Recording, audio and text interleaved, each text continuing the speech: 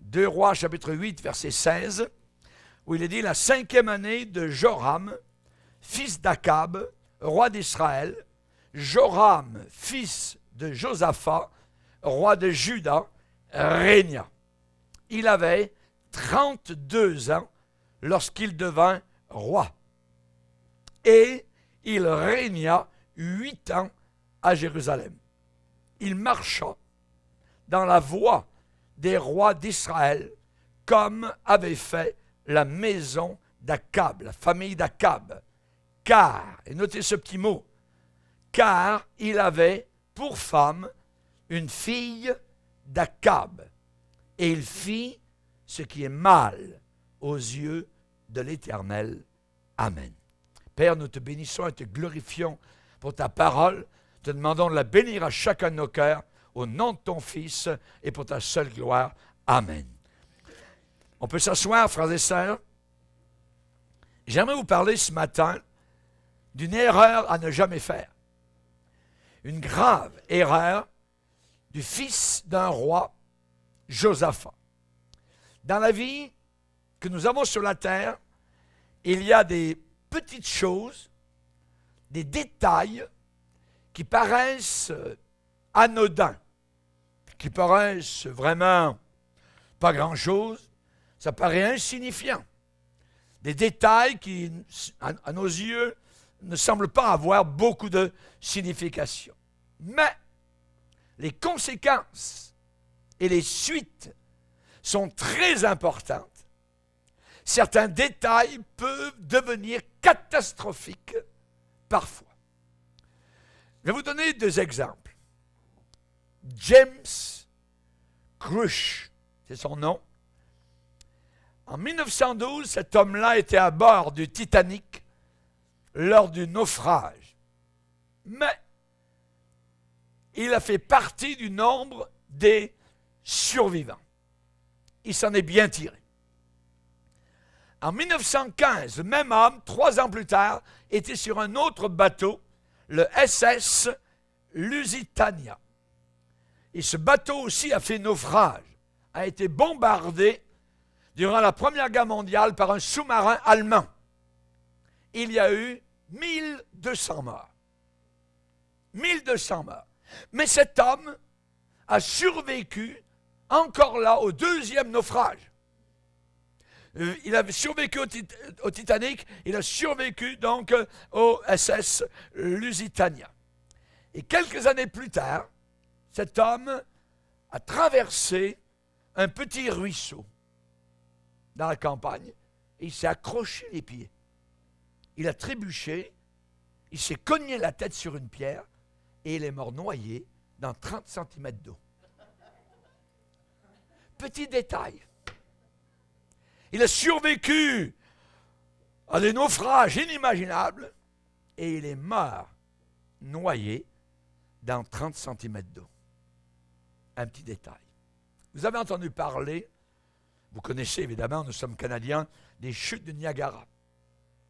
Il y a une époque, il y avait un homme qui tendait un fil d'un côté des chutes jusque de l'autre côté et il marchait sur le fil au travers des chutes du Niagara. Il s'appelait Blondin. Blondin. Cet homme marchait sur un fil de fer au-dessus des chutes du Niagara qui étaient en dessous de lui. Et cet homme a été appelé le conquérant du Niagara. Il avait un équilibre sans pareil. Imaginez. Vous savez comment cet homme est mort? Il est mort à Londres, des années plus tard. Le 19 février 1897, il s'est accroché les pieds dans un tapis. En sortant de chez lui, il s'est frappé la tête et il est mort. Un petit détail. Il y a des petits détails qui sont très importants. Et nous avons dans la vie du fils de Josaphat un petit détail qui a amené sa chute, qui a amené sa perte. Dans nos vies, il y a des petits détails qui semblent insignifiants, mais qui ont amené déjà dans le passé des pertes d'hommes qui avaient survécu à des drames, à des exploits extraordinaires. Et toc, une peau de banane, et ça a été terminé. Joram, il s'appelait Joram, le fils de Josaphat. Et lui aussi, il a eu son petit détail dans sa vie personnelle, qui l'a amené à sa perte. J'aimerais faire un peu d'histoire avec vous ce matin pour voir le contexte de notre texte. À cette époque, Israël était uni, prospère, sous le règne de David et plus tard sous le règne de Salomon. Mais maintenant, ce royaume de Salomon est divisé. Il y a deux parties. Il y a une partie qui est au nord, qui s'appelle Israël, et qui a la partie au sud, qui s'appelle Juda. Division, deux royaumes. Au nord, le royaume d'Israël avec comme capitale Samarie, et au sud, le royaume de Juda avec comme capitale Jérusalem. Quand le royaume du nord, au nord, Samarie, s'est détaché du reste du peuple, très vite, ce royaume a été corrompu, pourri. Ils ont commencé à faire des veaux d'or, comme Moïse, au pied du Sinaï. Donc on se rappelle, Moïse s'est mis en colère quand il a vu le veau d'or. Eux aussi au nord, à Samarie, ont commencé à adorer des veaux en or, comme si c'était le vrai Dieu d'Israël. Il y a une nouvelle classe de sacrificateurs qui ont été mise en place, qui n'étaient pas du tout appelés de Dieu. Et on voit que le roi du Nord a pris parmi tout le peuple donc des gens pour servir Dieu, mais qui ne faisaient pas partie des Lévites. Et on sait que dans l'Ancien Testament, pour être au service de Dieu, il fallait absolument faire partie de la tribu de Lévi. Mais tout d'un coup, on s'en fiche. Et on prend parmi tout le peuple, qui veut être pasteur, qui veut être évangéliste, qui veut être n'importe qui. Voyez. Donc, ils ont fait cela. Alors que c'est Dieu, évidemment, qui choisit, qui donne les ministères. Il y a eu un nouvel autel au nord, il y a eu de nouveaux lieux de culte, tout ça. Ils ont abandonné Dieu, littéralement, pour se livrer à une adoration abominable. Au nord, ils sont attachés à des idoles païennes, ils ont commencé à adorer Baal, Astarté, ils ont pris leur bébé, ils ont offert en sacrifice, ils ont adoré les démons, littéralement, au nord. Un de ces rois du nord s'appelait Akab. Akab, un de ces rois d'Israël, qui siégeait à Samarie, sa capitale. Il est dit qu'Akab suivit la voie des rois d'Israël. Les rois d'Israël, c'était les rois méchants, qui s'étaient détournés donc de Dieu. Et il est dit au sujet d'Akab, il a fait le mal plus que tous les autres rois qui étaient avant lui. Pire que pire, Akab. Et il a entraîné le peuple de Dieu encore plus loin de l'Éternel. Et une des raisons à cela, c'est que Akab avait épousé la fameuse Jézabel. La fameuse Jézabel, donc fille d'un roi païen, avec qui Dieu avait interdit évidemment mariage ou alliance. Garde-toi de faire cela. Dieu avait dit, garde-toi de donner tes fils aux païennes. Et que les païennes n'entrent pas évidemment dans des liens sacrés de mariage avec les fils donc d'Israël. Mais Akab a épousé cette fille de roi païen, Jézabel. Et Akab a entraîné le peuple, donc évidemment loin du Seigneur. Akab a passé par-dessus l'ordre de Dieu, on appelle cela une transgression. Akab a épousé cette femme perverse, idolâtre. Elle a amené ses idoles, elle a amené ses statues, elle a amené ses temples, et ainsi de suite. Voyez, parmi le peuple de Dieu. Et il y a eu, parmi le peuple de Dieu, soudain un culte satanique.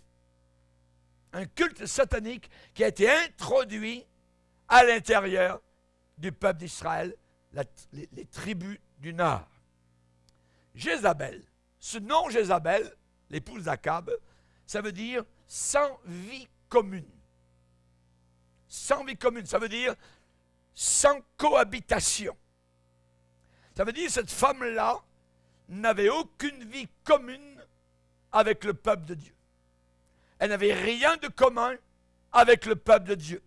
Elle n'avait aucun rapport avec le peuple de Dieu, aucune similitude.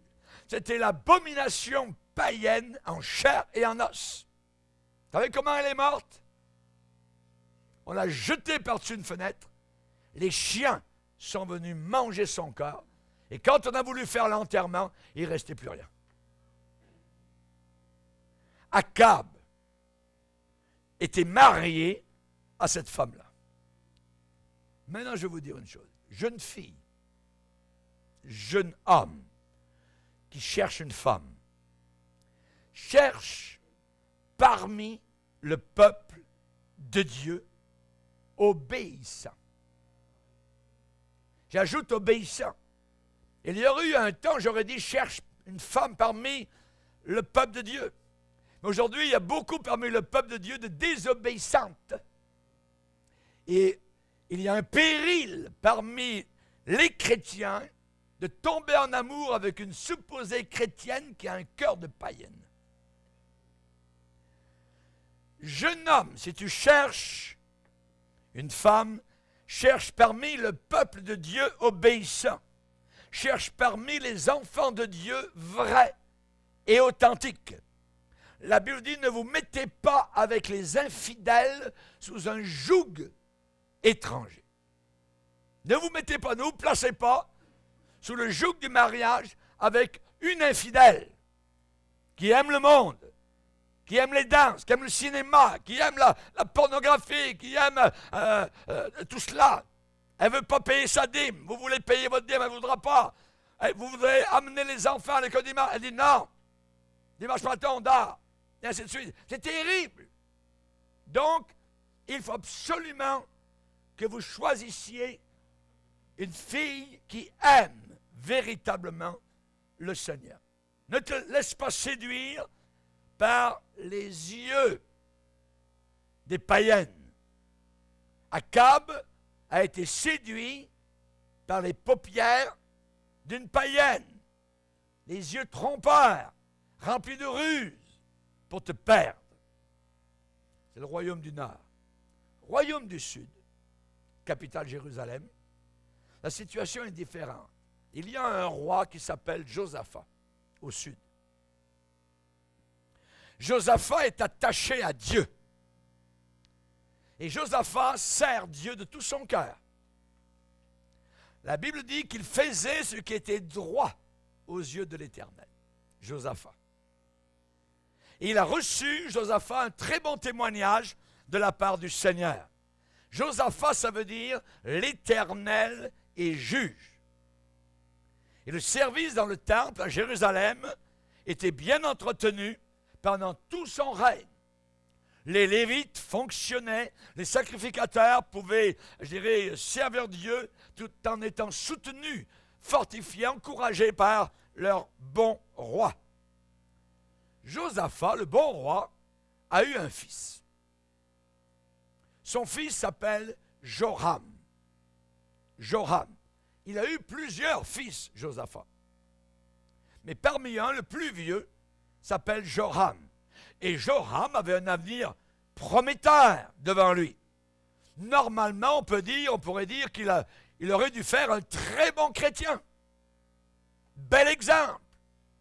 On lit la Bible à la maison. Papa est fidèle à Dieu. Et ainsi de suite.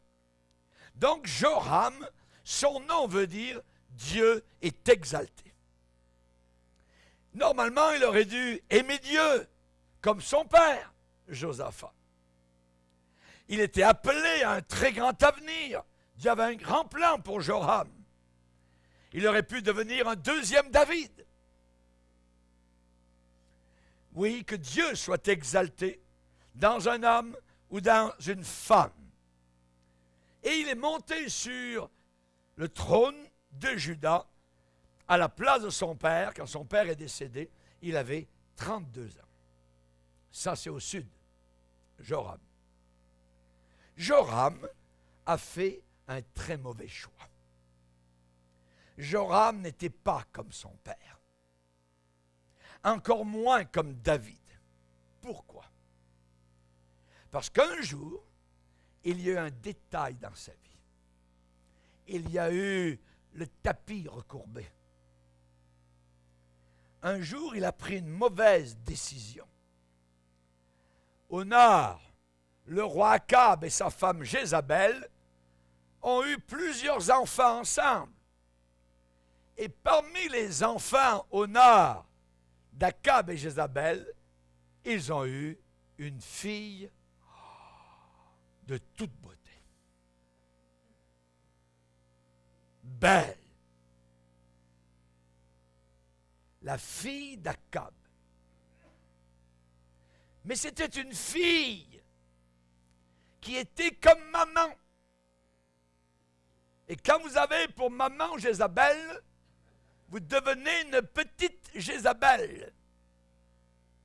C'était une fille très belle, avec la même idolâtrie, la même ruse que maman Jézabel. Et Joram, le fils du roi au sud, regarde la fille du roi au nord. Joram a louché dans cette direction. Pourquoi? Parce que la fille était belle. Ma Bible me dit que la beauté est vaine. Ça ne sert à rien. Ça n'amène pas du pain sur votre table. Peut-être que Joram s'est dit, oh, elle est belle. Oh, elle ne sert pas le Seigneur, mais je vais la convertir. Je vais la rendre bouillante pour Dieu. Elle va les quitter, ces idoles. Il y a un beau jour, il y a eu mariage. Il y a eu un mariage. D'un côté, il y avait assis Akab et Jézabel, et de l'autre côté, il y avait le roi du sud, Josaphat, et son épouse. Qui donne cette fille à ce jeune homme? Jézabel s'est levée. C'est moi. Et il y a eu mariage. Il s'est dit, Joram, je vais la convertir. Nous, au sud, on sert le Seigneur. Mon père a servi Dieu depuis des années. C'est un très bel exemple. Je vais la rendre bouillante pour le Seigneur. Et je vais rapprocher de Dieu le peuple rétrograde du Nord. Elle était belle.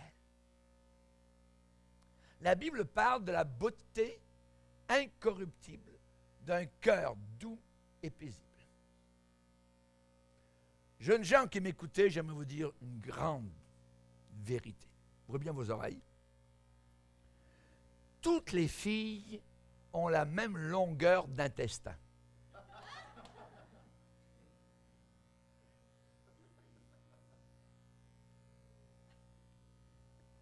Ce qu'il faut regarder, ce n'est pas uniquement l'extérieur, mais l'intérieur. L'intérieur. Est-ce qu'elle aime vraiment Jésus? Où est-elle quand il y a réunion de prière? Que fait-elle le dimanche matin? Est-ce qu'elle témoigne de Jésus? Est-ce qu'elle se tient pour le Seigneur? Si dans une cafétéria d'école, un tueur arrive avec un fusil d'assaut et demande, y a-t-il quelqu'un ici qui est chrétien? Est-ce que cette jeune fille se lèvera pour dire, oui, moi, je suis chrétienne? Paf! C'est arrivé. C'est arrivé. La jeune fille a levé la main. Elle a dit, oui, je suis chrétienne. Et l'homme a tiré. Elle est morte. La Bible dit qu'une femme belle, mais dépourvue de sens, c'est comme un anneau d'or. Ouais, jusque-là, ça va. Mais un anneau d'or placé dans le nez d'un porc. C'est ça que c'est. Très belle, belle coquille, pas de tête. Vide, coquille vide. Pas intelligente. Qui n'a pas l'intelligence de Dieu. La Bible parle dans 1 Pierre la beauté incorruptible d'un esprit doux et paisible qui est d'un grand prix devant Dieu. Doux et paisible. Est-elle douce? Est-elle paisible? Ou bien est-elle violente?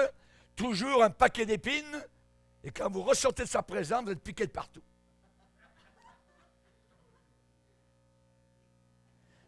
Joram regardait la fille d'Akab et de Jézabel. Il l'a épousée.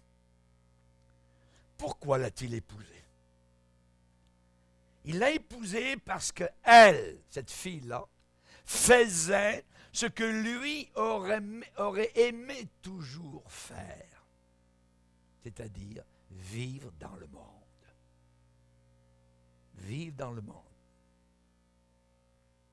Vivre dans le péché.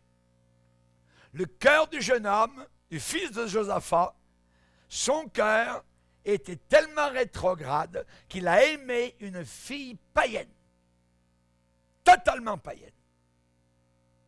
Lisez avec moi quelqu'un qui a une expérience inimaginable avec les femmes. Salomon. Ecclésias, chapitre 7, versets 25 et 26. Ecclésias, chapitre 7, versets 25 et 26. Il dit, je me suis appliqué. Donc j'ai mis de l'application. Je me suis appliqué dans mon cœur à connaître, à sonder, à chercher la sagesse, la raison des choses, le pourquoi, et à connaître la folie de la méchanceté et la stupidité de la sottise. Et j'ai trouvé, écoutez bien ce qu'il a trouvé, un expert.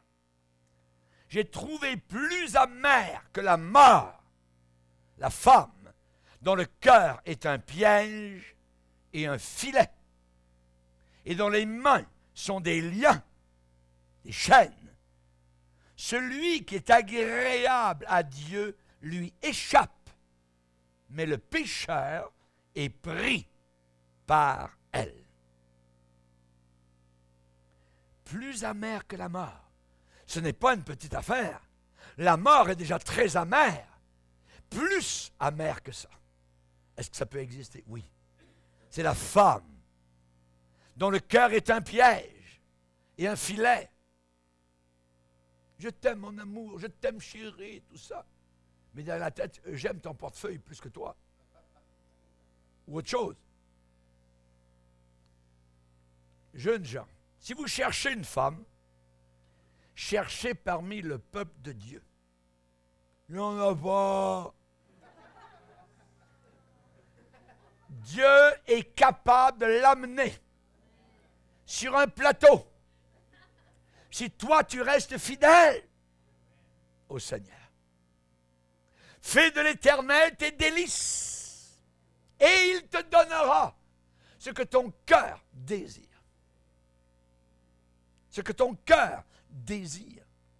Cherchez parmi le peuple de Dieu une jeune fille pieuse, une chrétienne authentique, qui aime vraiment le Seigneur, qui sert Dieu sans aucune honte, qui peut dire avec Paul, je n'ai pas honte de l'Évangile. C'est la puissance de Dieu. Une femme qui s'identifie ouvertement avec le Seigneur, qui lit la Bible, qui prie, qui aime l'Église. Pendant les fréquentations, est-ce que c'est possible de plier le genou ensemble si c'est deux chrétiens devant le Seigneur de prier pour le futur mariage au lieu d'aller coucher ensemble? La Bible parle d'une femme de Dieu dans la Bible qui s'appelait Anne. Et ça dit qu'au bout d'un certain nombre d'années de mariage, son mari est décédé. Et il est dit que cette femme-là, elle avait vécu 7 ans, 7 années, avec son chum, non, avec son époux, son mari. Depuis quand?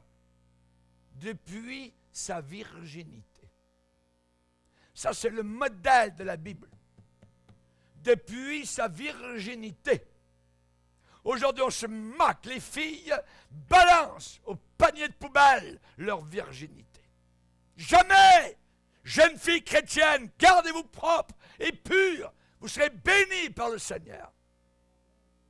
Suivez pas l'histoire de Joram. Vous allez voir la suite. La Bible enseigne, fuit les passions de la jeunesse. Mais approche-toi de ceux qui invoquent le Seigneur d'un cœur pur. Pas uniquement invoquer le Seigneur d'un cœur pur, propre. C'est autre chose.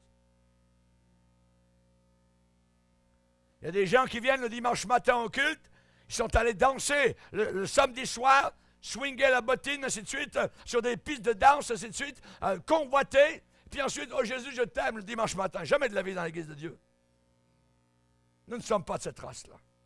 Fuis les passions de la jeunesse. Joram ne s'est pas méfié. Après son mariage, savez-vous ce qui est arrivé? Après son mariage, il a abandonné l'Éternel. Terminé. Il s'est marié. Terminé l'Église. Terminé l'Église.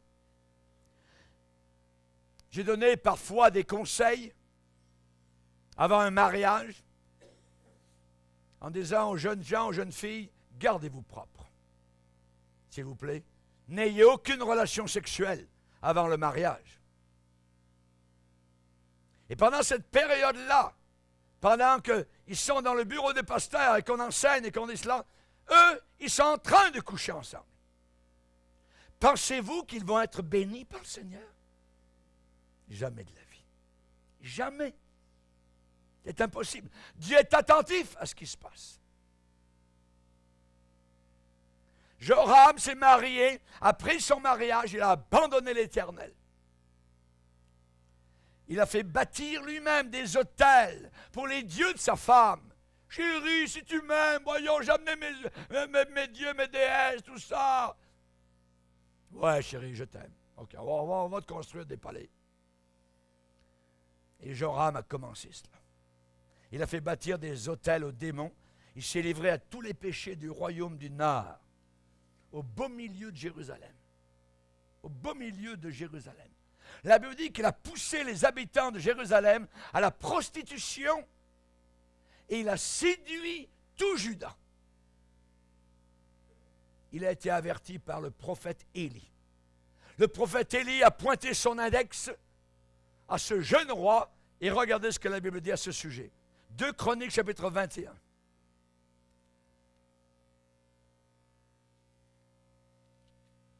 Deux Chroniques chapitre 21 verset 12. Verset 11. Joram fit même des hauts lieux dans les montagnes de Juda. Il poussa les habitants de Jérusalem à la prostitution et il séduisit Juda. Il lui vint un écrit du prophète Élie, disant, ainsi parle l'Éternel, le Dieu de David ton père, parce que tu n'as pas marché dans les voies de Josaphat ton père, et dans les voies d'Asa, roi de Juda, mais que tu as marché dans la voie des rois d'Israël, les rois du Nord, parce que tu as entraîné à la prostitution Juda et les habitants de Jérusalem, comme l'a fait la maison d'Akab à l'égard d'Israël, et parce que tu as fait mourir tes frères meilleurs que toi, la maison même de ton père, voici l'Éternel frappera ton peuple d'une grande plaie, tes fils, tes femmes, et tout ce qui t'appartient, et toi, il te frappera d'une maladie violente, d'une maladie d'entrailles, qui augmentera de jour en jour jusqu'à ce que tes entrailles sortent par la force du mal. Regardez verset 18. Après tout cela, l'Éternel le frappa d'une maladie d'entrailles qui était sans remède. Elle augmenta de jour en jour, et sur la fin de la seconde année, les entrailles de Joram sortirent par la force de son mal. Il mourut dans de violentes souffrances, et son peuple ne brûla point de parfum en son odeur, comme il l'avait fait pour ses pères. Il avait 32 ans lorsqu'il devint roi. Il régna 8 ans à Jérusalem. Il s'en alla sans être regretté. Sans être regretté. Et on l'enterra dans la ville de David. Chers amis, voyez comment ça finit? Une petite chose, anodine. Là au nord, le roi, il a une belle fille. Je vais la prendre pour épouse. Il a eu une fin terrible, affreuse. Il est mort d'une maladie d'entrailles. Ses boyaux, ses intestins sont sortis. Rendez-vous compte? Et cela venait de Dieu. La douleur était si grande qu'il est dit que c'était sans remède et que ça a augmenté de jour en jour. Et sur la fin de la 2e année, les entrailles sortirent par la force du mal.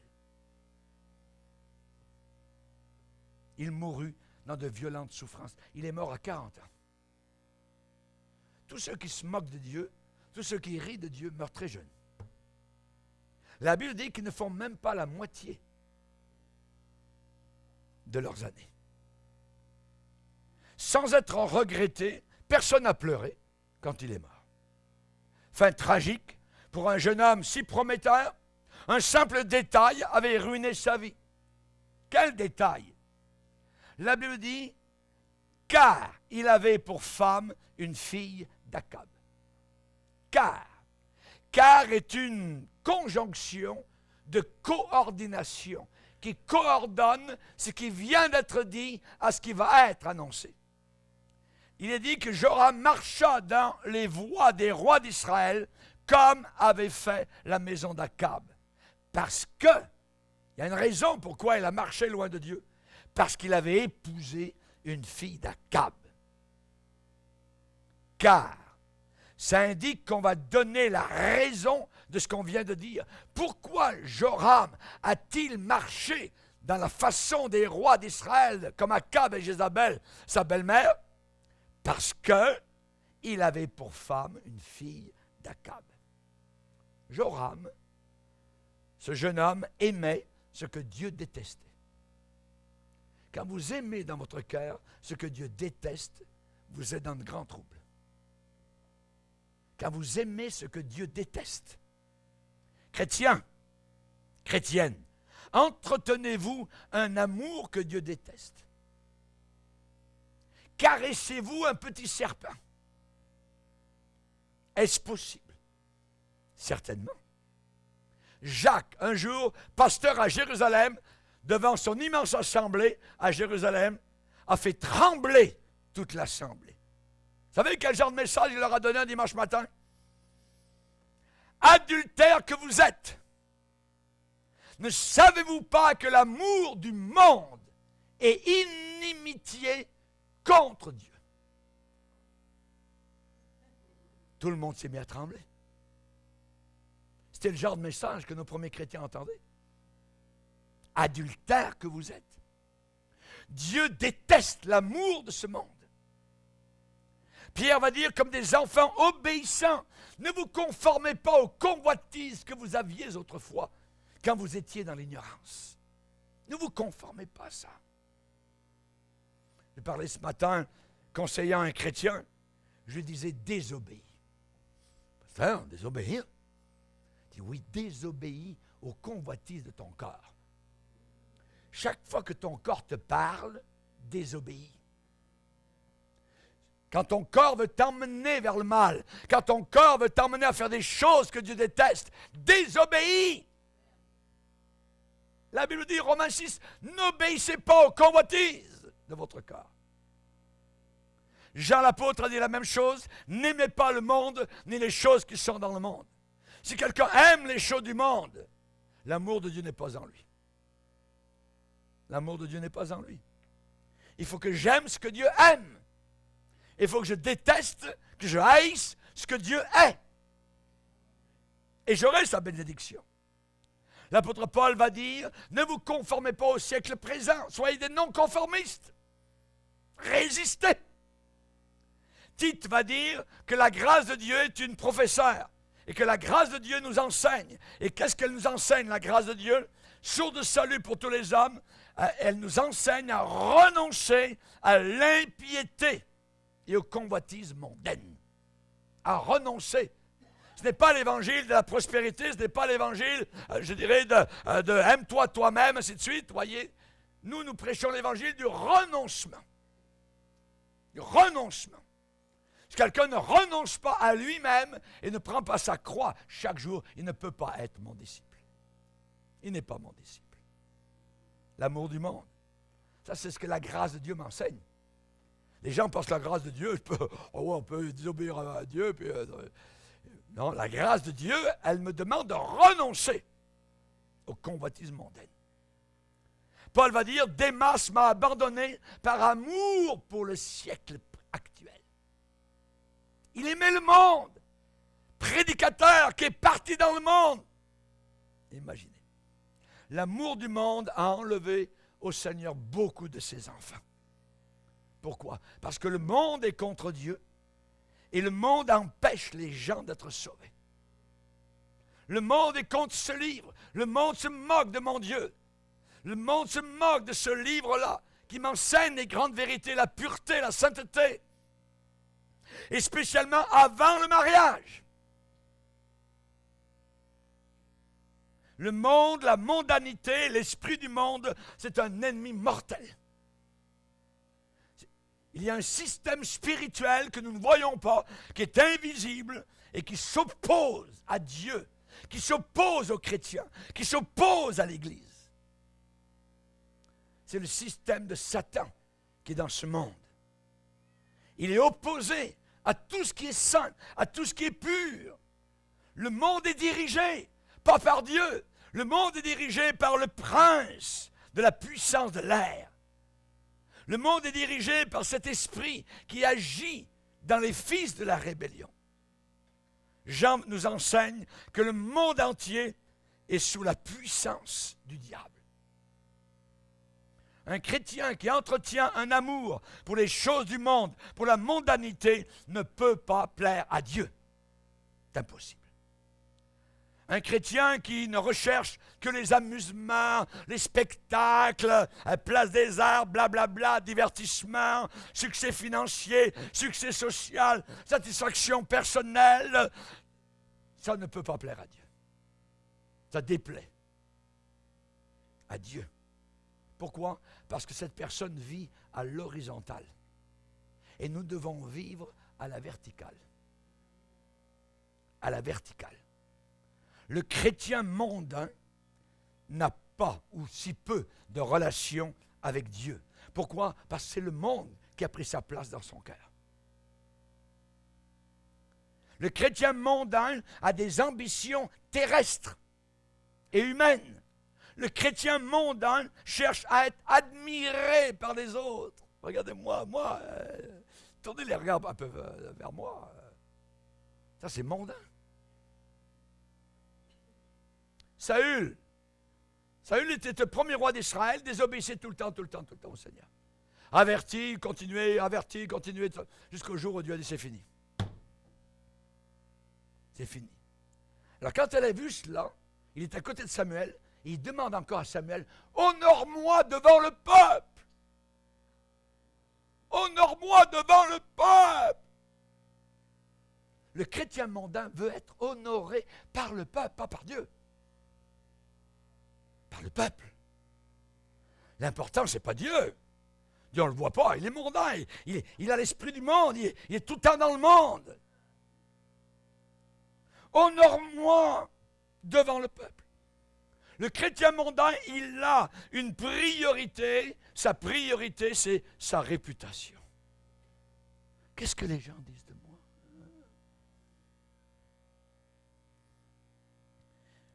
Paul parle de certains chrétiens comme cela, il va dire, ils ne pensent qu'aux choses de la terre.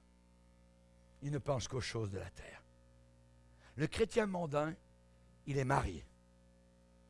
Et le chrétien mondain, il a pour femme une fille d'Akab. Comme Joram. Le chrétien mondain est lié par un lien invisible mais impur. Impur. Par un amour, il est lié par un amour pour quelque chose qui va le perdre. Blondin est mort dans 30 cm d'eau. Après avoir traversé les chutes du Niagara plusieurs fois sur un fil. L'amour de l'argent. L'amour de la mode. L'amour propre. Aime-toi toi-même. Bisous, bisous. Amour pour soi-même. L'amour pour la performance. L'amour pour le prestige. L'amour pour le sexe illégitime. L'amour pour l'alcool, pour la drogue, pour la musique satanique. Cette fille d'Akab peut apparaître pour le chrétien sous plusieurs formes et nous devons nous méfier. Salomon était allié par mariage à une femme d'Égypte, une femme égyptienne, la fille de Pharaon. Et quand il a fait ça, c'était le début de la fin pour lui. Le début de la fin. Pensez-vous qu'il s'est contenté de la princesse pharaonique? Non. Ensuite, il a regardé les Moabites. Il a regardé les Ammonites. Les blondes, les brunes, les yeux bleus, les yeux bruns. Allez, dans mon harem. Dieu lui était apparu 2 fois. Des visions célestes. Il y a des gens qui disent, Dieu m'est apparu quand j'ai eu quelque chose. Je ne dis pas non, mais il s'appuie là-dessus. Très dangereux. Très dangereux. Ça ne veut rien dire. Salomon avait eu des véritables apparitions de Dieu 2 fois et il a fini avec la face dans 30 cm d'eau. Il s'est égaré loin de Dieu. Plus que ça, il a mis Dieu en colère. La Bible dit que Dieu était irrité face à Salomon. Salomon s'est dirigé lui aussi vers les idoles de ces femmes que Dieu détestait. Ça a été sa fin, sa ruine, sa honte. Samson, même chose. La femme de Lot, son cœur était à Sodome. Akan, les beaux manteaux, et ainsi de suite. Et il a fait tuer, à cause de sa convoitise, sa femme et tous ses enfants. Ananias et Saphira sont morts dans l'église. Dieu veille sur son église. Démas est reparti pour Thessalonique. L'église de Laodicée va être vomie de la bouche du Seigneur. Tout ce que je viens de dire sont des symboles éternels d'hommes et de femmes liés par un amour que Dieu déteste. Vous savez, les gens autour de nous, même les chrétiens qui sont, je dirais, niaiseux, il suffit d'aimer, l'important, c'est l'amour, tout ça. Ouais, mais Salomon, la Bible dit très bien qu'il a été entraîné par l'amour, loin de Dieu. Il y a des amours qui sont diaboliques, il y a des amours qui sont sataniques. Du temps du déluge de Noé, il est dit qu'avant cela, les hommes mariaient leurs enfants. Se marier leurs enfants. Ça veut dire pour se marier, il faut aimer l'autre. Et Dieu les a tous noyés. Ce n'est pas l'amour qui est important, c'est la vérité. C'est l'amour de la vérité. L'amour de la vérité. C'est mon chum, tout ça. De toute façon, on m'a appris dans mon église qu'une fois qu'on est sauvé, on est toujours sauvé. Ah ouais? Non, attends. On est sauvé, mais il faut que tu restes accroché à Jésus solide. Un jour arrive quelqu'un dans l'assemblée, supposé chrétien, ça faisait à peu près un mois ou 2 que je ne l'avais pas vu, et j'ai remarqué un changement sur lui. Il dit, tiens, tu as une bague au doigt. Ah, c'est bien, tu t'es marié. Auparavant, tu vivais en concubinage, tu t'es marié à la mairie. Il dit, non, pasteur, on s'est marié chez nous, dans notre lit. Ah oui? Ah, il n'est pas question. Ça ne fonctionne pas, c'est du concubinage. Tu peux mettre des bagues à tous les doigts, puis tu vas vivre encore en concubinage.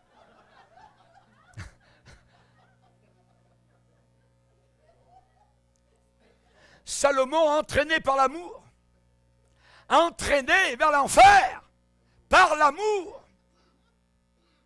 La Bible est claire, l'affection de la chair, c'est la mort.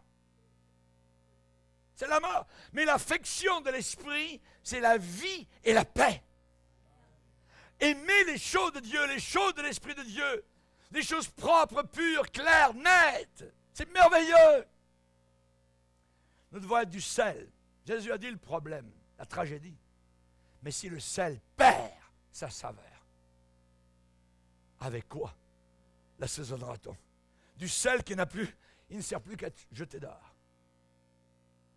Jeté dehors, en dehors du royaume de Dieu, en dehors du paradis, vomi de la bouche de Dieu. Une église qui perd sa saveur, qui est comme le monde, ça ne sert à rien. Notre rôle sur la terre, c'est de donner du goût et de la saveur, donner soif. Notre rôle sur la terre, c'est d'agir contre la corruption. On s'oppose. On proteste.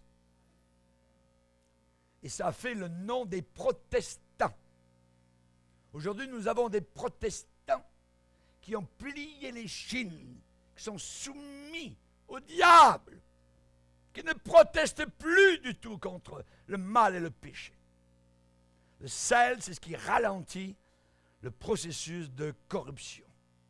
Quand je naviguais sur les navires, mon premier navire, nous embarquions à Amsterdam, à Rotterdam ou au Moyen-Orient ou ailleurs, des barils de poissons. Mais c'était rempli de sel. Rempli de sel pour conserver nos poissons. Le sel, chers amis, c'est ce que nous devons être. Et nous devons être le sel qui retient encore le mystère de l'iniquité. Et quand celui qui retient, qui empêche, qui freine, aura disparu, sera monté au ciel, alors paraîtra l'Antichrist. La grande tribulation va commencer. Mais tant que nous sommes sur la terre, nous sommes des troublemakers. Et il faut rester cela. Parce que plus le monde s'en va dans l'autre direction, plus ils vont nous haïr. C'est pas grave. Ne craignez pas. Si le monde vous hait, ils m'ont haï avant vous. Vous êtes le sel de la terre, chrétien. Ne perdez pas votre potentiel, votre saveur, votre efficacité. Dieu ne nous demande pas de nous retirer du monde, ne plus voir personne, de vivre en autarcie. Non, non, non, non. Voyez, Dieu ne demande pas de monter sur une montagne, devenir moine, tout ça, puis de s'enfermer dans un cloître. Ce n'est pas ce que Dieu veut du tout. Dieu nous demande d'avoir une bonne conduite en plein milieu du tas de fumier. Il nous demande d'être flambeau au milieu des ténèbres, sel de la terre, lumière au milieu du monde. De renoncer à l'impiété, aux convoitises mondaines qui font la guerre à l'âme et de vivre dans ce monde selon la sainteté qui convient à des saints.